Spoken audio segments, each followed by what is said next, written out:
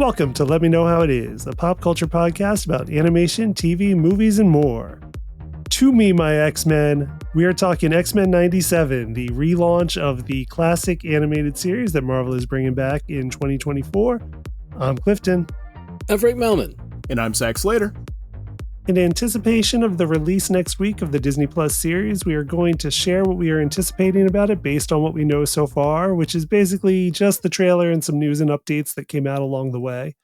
Now, there was just some news about a creator's departure ahead of the premiere, but there are no details about that, so we won't be speculating anything about that.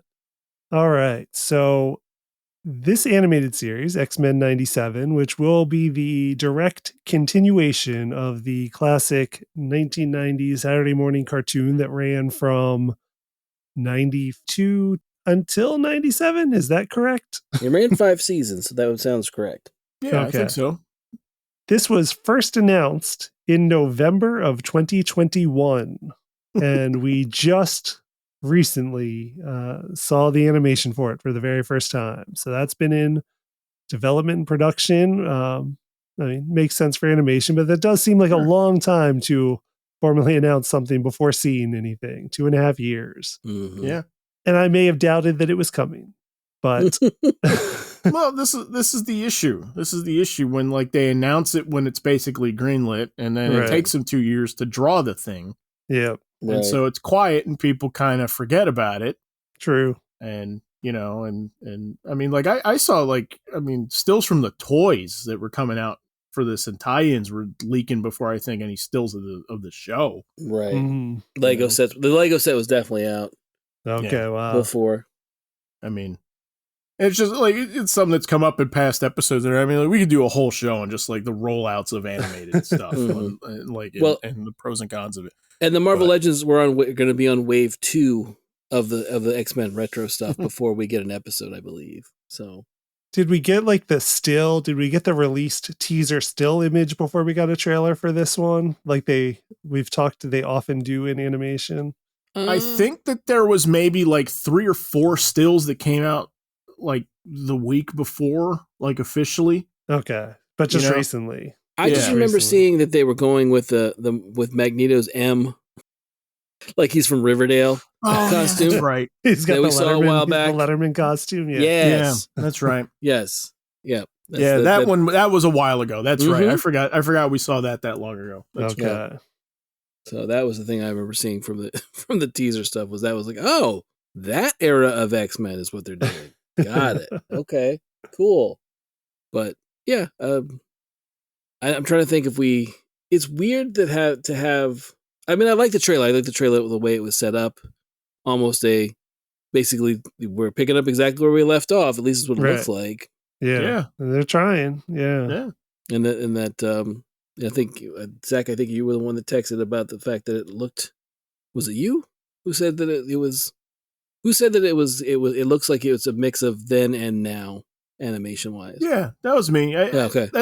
I mean, it's not uncommon to get something like this, Mhm. right? It's like it's a revisit of something that has been out, 20 years ago, 30 years ago, whatever, something like that.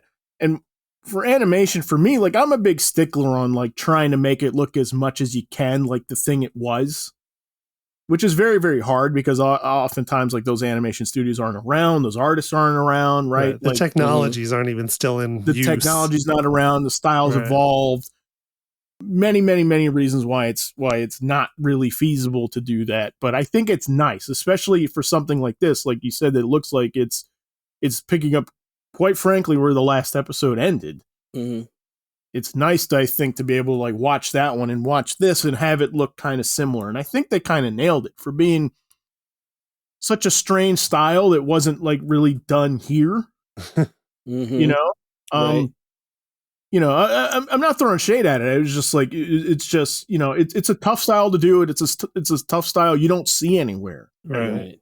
And I think they certainly updated it and made it look nice for like HD and stuff, which wasn't around then. Right. But it looks like the old show. I Yeah. think. Right. Which is funny because like a lot of the old show was limited on budget. I mean, they were doing great work with limited budget, but you compare it to like some of the other shows, there were better looking animated shows at the time. Yeah. And I was just like imagining how much money they are throwing at the show now to make it look like a low budget show from the 90s. Right.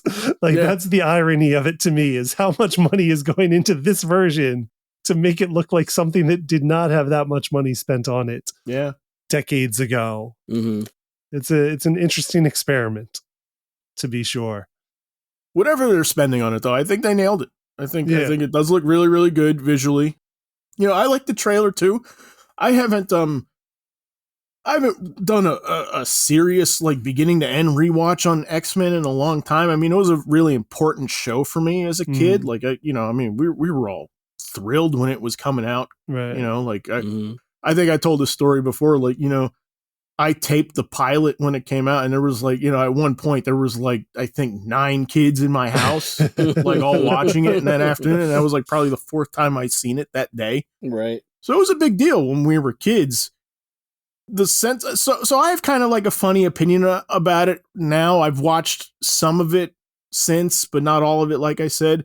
And my feeling is that like, it's not as good as people remember it to be. Right. Okay. But that said, it's also certainly not as bad as people remember it to be either. Like, I think it's much stronger than I think the people that poo-poo it would remember. I mean, there's some episodes where I'm just like, that's not like, that's pretty sophisticated stuff right there. And that's a pretty like for a Saturday morning to do like time travel in that way. Right. You know, it's kind of clever and, you know, makes the most of, like you were saying, Clifton, like limited animation budget. Yeah. You know, I remember it being like, I remember watching like, I want to say all the first season and then watching it sporadically over time. Like I'd see a commercial for, hey, we're doing, you know, the Phoenix saga or one of those bigger event. And I'd just come in for a couple episodes, or, you know, there's an episode with Nightcrawler or something. And I'd pop in to check out that and be like, oh, that's cool. And then going back to not watching it for whatever reason. I don't know. Maybe it was just, again, we're talking the days before the internet and DVRs and, you know, having to set a VCR and having to make sure that it was set properly and, you know, no one changes the channel to miss it. So I mean, I remember enjoying the show and liking what I saw, but at the same time, it was not, I don't know what it was that I just didn't want to, it might have been because we're talking around the same time as Batman, the animated series, right? Yes. Yeah. Yeah. They were on concurrently. So it might have just been, you know, at the time I preferred Batman and that was more my focus at the time. Not that I didn't love X-Men. I just was kind of like, all right, X-Men's, you know, I enjoy the X-Men, but not enough to keep watching the show. Right. But, you know, I mean, it was again, one of those things where I remember moments, I remember episodes, but I've never done a full watch of the entire thing. So I have that moment of like, do I need to rewatch this entire series before the end of March before this comes out to get the full enjoyment out of the new series? Because I want to watch the new series. It looks good. Yeah. So no, I do think it looks good. To get into the trailer, I do think it looks it looks you know a little heavier than I think. I mean, that show tackled death. Right. You know, certainly like in the first episode, really. Oh yeah. You know, traumatized kids, man. Right. Yeah. For sure. Morph. Who's back? And I mean, that was the thing I remember. Like, I mean, I think I've said it on the show too. Like when those commercials came out for season 2, which for me as a kid, I remember being a pretty big gap between season 1 and season 2. And I remember I ran to my mom and said, like, Morph is in season 2. Like I was excited, you know. But that's it. Like, I don't remember him being in the last episode, but there he is in the shot at the end of it. I'm like, oh yeah, I guess like he did make it like all the way to the end. Right. So that was kind of the surprising thing that, you know, like I said, like, I mean, it's been ages since I've seen the last episode. Yeah. I don't remember if I've ever seen it wrap up. So I will have to watch that, at least that previously on X-Men part to see, to see where it left off, to get my own version of previously on X-Men.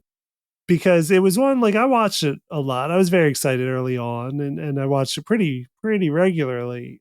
But for some reason, I don't know if it was just age or what, but like the nostalgia didn't stick with me on this one. Mm-hmm. To the point where like I remember like good episodes I like, but the reverence that many people have for it just never stuck with me. Mm-hmm. Compared to other shows. So yeah, I just looked at it a little more through less rosy lenses, I would say. Right. So when they announced this, 3 years ago almost, I wasn't sure if I'd be that interested in it. Just wasn't, because I'm like, yeah, I was like, okay, I kind of left that show in the past. It just didn't have that soft spot for me like many other things. But watching the trailer, I'm definitely intrigued. Mm-hmm. Just the whole experiment of it all, like we were saying, like that they're trying to capture the style of it, the flavor of that time, of Saturday morning, 90s Saturday morning animation, put you back in that place, and that era of X-Men, even where I feel like they're looking at this and they're not exactly looking at like what would be cool now to do in X-Men, though I'm sure that is part of it. But they're also heavily looking at like what would we have thought was cool in the 90s. Yeah. And let's do that. Yeah. Because that'll keep the spirit of it better. Not like what our favorite current version of X-Men is, but like what would we have thought was cool back in the mid 90s? Like what would we have loved to have seen when we were kids on that show? And I am fascinated by that aspect of this whole experience. Mm-hmm. Yeah, me too. I think what catches me about it too is it feels, at least from the trailer, it feels sincere. Yeah, you know what I mean. I've seen attempts at this sort of thing. You know, like Batman 66, the comic, and all those other, like, none of those things. Those all kind of feel kind of sardonic. Mm-hmm. If that makes sense, kitschy, you know what I mean? Like you're into it, but you're kind of doing it with a wink. With the wink, let me really exaggerate it as much as possible. And I don't get the feeling from the trailer. I do hope that they have the patience to not like try and go for as many laughs for 90s technology today. Yeah. Mm-hmm. Right. I don't really have much appetite for like CD player jokes and you know what I mean? Like stuff like that. And like a phone that's the size of a shoebox. Yeah. Yeah. Like stuff like that. Like I would say like steer away from that stuff as much as possible. But I'm hoping, again, not to keep harping on Batman the Animated Series, I'm kind of hoping they go with the idea of, there's technology, but it's not as current as you want it to be. But yeah, we're gonna have stuff that we can do that's not, like Batman the Animated Series had Zeppelins, which was like what the police use. I'm hoping that's the kind of approach they take. It is. It's the near future for them, and they have stuff a little ahead of what they would have had things. And I don't care if it's anachronistic or not. I really don't care. Right. As long as it serves story, who cares?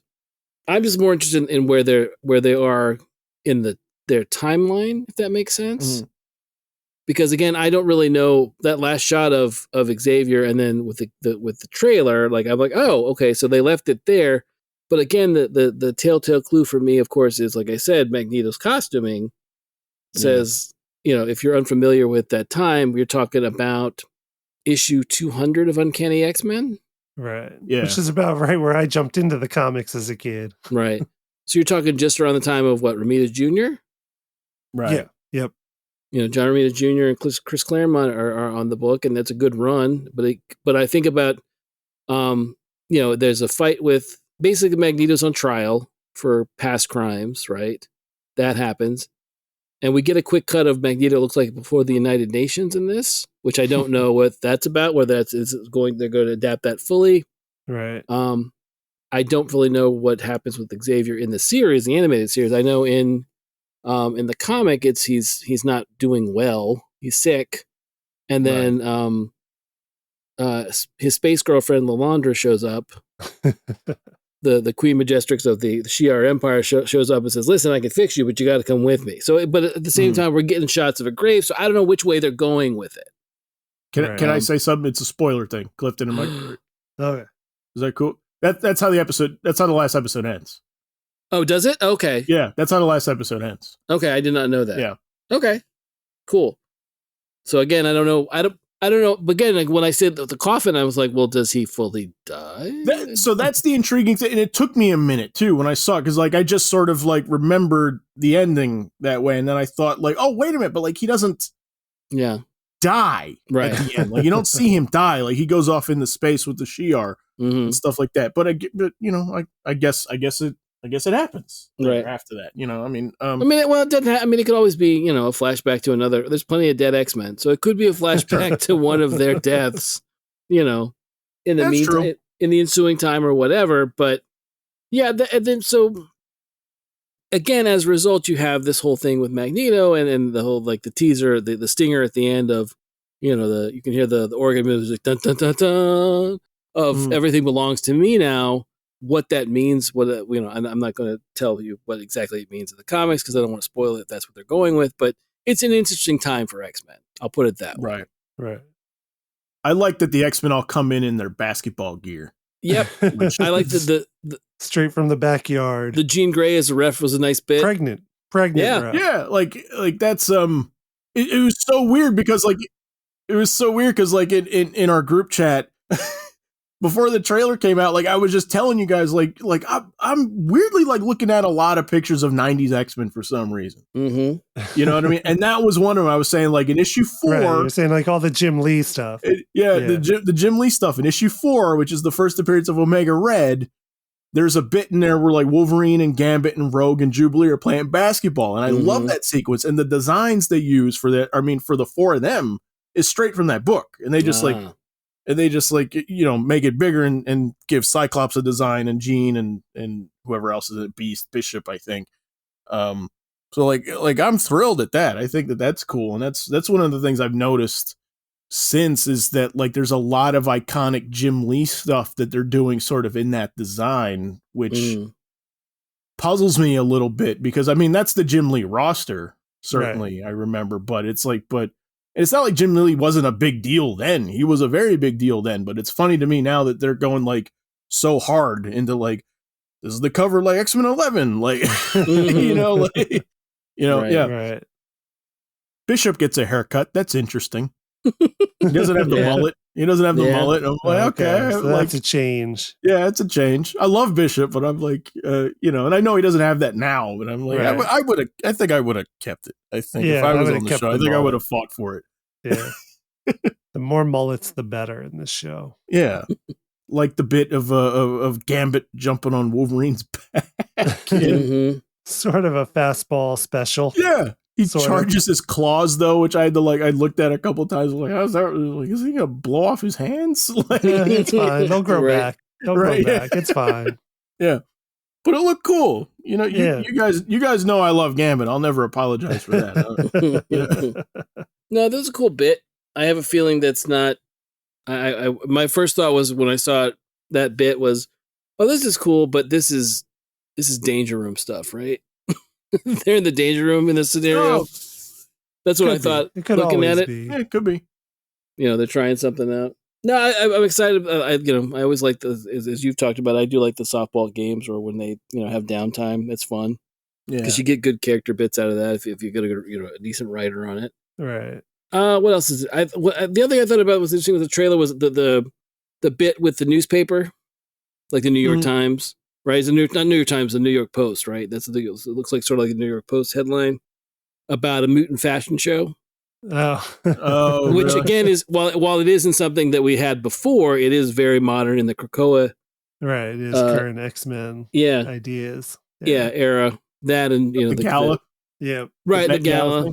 Yeah, they mentioned that. Cool idea. And then also I'm guessing we're gonna get. We'll get some version probably of Jumbo Carnation, the mutant fashion designer, and all that stuff, which is great. I'm all for that. What else has been talked about? But again, I just it's one of those things where I'm. Are we gonna get a 5-minute previously on X-Men bit? for people who haven't watched, or they'll put out like a whole what are they, the Marvel Legends on Disney Plus, where they recap everything you need before a movie. That'll be your previously on X-Men. Gotcha. They make like a recap version for one of those. That could work. Because there's a lot of story. I mean, it's X-Men. It's a soap opera. There's a lot Right. of stuff to catch up on if you're going to try to jump in on this one, or if you Yeah. haven't watched it in 25 years, Right. like me. Yeah, 5 seasons. I mean, at least I blank a little bit on the later ones, but I remember like the first 2 or 3 seasons like really really strongly, and I mean heavily serialized. I mean, it was almost like to be continued every episode. Right. For the first season. I mean, That's why I so vividly remember previously on X-Men. No. All that to say, like, I'm excited about it. I think, and it hit me just at the right time. Like, this show is what made me an X-Men fan. You know, I'm one of those that I find my characters. I typically find my characters in animation first, and then I go to the comics that way. But so there was a period where I was into the show more than Batman the Animated Series, but over time that was sort of like that flipped. So I was just at the age a little bit where I started to see, I'm like, oh, okay, I think Batman the Animated Series is, it has a little bit more craft attached to it as far as production quality and stuff like that and everything. And I started to realize that as I was watching X-Men. And so I tapered off a little bit towards the end, but I stuck around the whole time. So I do have a lot of fond memories of the show, and I am excited about it. And I don't think I'm the only one. I mean, my understanding is the trailer's doing really well. I mean, I think as far as animation, anything on animation goes, like it's been like the best, performing trailer that Disney's put out. I don't know if that includes What If or not. I assume it does because it's an animation. I think it does. Yeah. So I think it's going to be a big hit. Right. So it does make me curious, like what's down the line. Like, are they going to see this and be like, all right, Spider-Man 95. Yeah, like, I got to figure that's next. Yeah. Yeah. Now, there's definitely been reaction we saw as soon as they dropped the trailer. Reaction all around. Right. From different crowds. Some not happy with the Friends of Humanity. I guess they forgot they were in the series before because they'd always been there, which were the paramilitary protesters protesting mutants. So we've gotten lots of the conversation of X-Men is woke and X-Men's and the counterpoint of X-Men's always been woke. Right. Oh, really? I didn't catch any of that stuff. Really? Yeah, there's definitely been a lot of. We got a lot of conversation when this trailer first dropped. I had no idea, really. So people saw the Friends of Humanity and they were like, "Why are they putting them in here?" Yes. Oh wow! Yes. Yeah, I mean they're heavily in season 2. Right. I guess they forgot about them, or think they represent something now. They don't like it being woke, in their words. Right. Well, along with that, there's also pushback about Morph too. Right. What was that change? Because I only had picked up some of this conversation as well.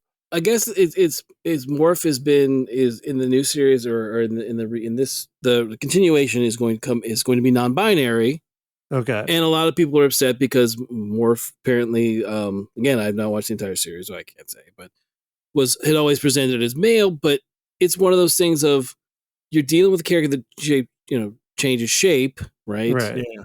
It's not something that's it's not an issue for me in the least. I don't really care. Right. But it's one of those things where I know more from this series, but I know more from Exiles. Right. The Judd Winnick book. Okay, which follows on after Age of Apocalypse, right? Mm-hmm. Right, where basically you're picking up, various characters from the multiverse and they're doing stuff throughout the multiverse, and it's got Blink and the Nocturne, the daughter of Scarlet Witch and Nightcrawler and other characters that are not, that we don't necessarily see in the main MCU or in the main Marvel universe, I should say. But so it's been a lot of people who are upset over it, saying I don't understand why they had to do this to this character, blah blah blah blah blah. Right. Again, it's saying, well, it makes more sense that it'd be someone like Mystique or something like that. But it's I don't know. Yeah. I mean, yeah, there's certainly, it's definitely like if it's a character that's a shape changing character, it makes sense to me. It does make. Yeah. It's like, why not? Yeah, right. That's what I was thinking. Like the power set certainly leads you to go like, all right. Yeah, I could see that. Sure. Right? Yeah. Like, so Have they also did they put out a different design for Morph as well? He's got. I mean, it looks more like they're going instead of having the Morph dark, like he looks sort of, I don't know, like the Caucasian guy with the moppish hair is what he looked like normally, and then they're going more with the look of like he's in regular X-Men, like his costuming, and then he has the kind of blank white face that he had in Age of Apocalypse or in Exiles. Yeah, that's what I was thinking. I was thinking it was the Age of Apocalypse design, that more so than the original animated design. Mm-hmm. Yeah, that's what I thought too. Because I remember my cousin was reading Age of Apocalypse. He was like, Morph is in this comic, and I'm like, oh. And I remember I saw like the blank face. Right. I was like, that's weird. Like because I was expecting how he looked in the show, which he just looks like a guy. Right. Right. So no, I did see a lot of pictures of Morph that tends to have the design of Age of Apocalypse, and I guess he looked like that in Exiles too. He had that. He had like a full costume and a cape, and he was okay. He shape change all the time. I mean, to me, it's one of those things where, again, if you're having this character that's going to be non-binary, it doesn't. If that's the route they're taking, again, it doesn't. It's one of those things where I just don't get the controversy. Especially for something where X-Men is such a vehicle for, we accept the outsider, we accept we're supposed to accept people who are not necessarily like us. Right.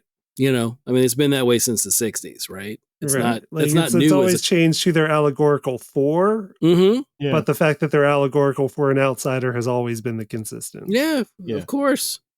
And that's been a thing, and there's been countless people who have said, "Oh yeah, I felt like an outsider in my life for being gay or being a person of color or being, Jewish, trans." I mean, just on and on and on. And throughout the X-Men's fandom, that again, it to this be your stumbling block again to not accept this is kind of ridiculous. Yeah. I mean, that to me is where I get it. I get that people get territorial about characters and they don't necessarily like changes, but this is not something that to me that seems like would be so outside what this character might feel or act, or it doesn't seem that bizarre to me. Feels pretty natural to me. I think. Yeah, like I said, I can understand a shapeshifter would have that kind of mentality. Oh, sure. It lends itself kind of perfectly to it.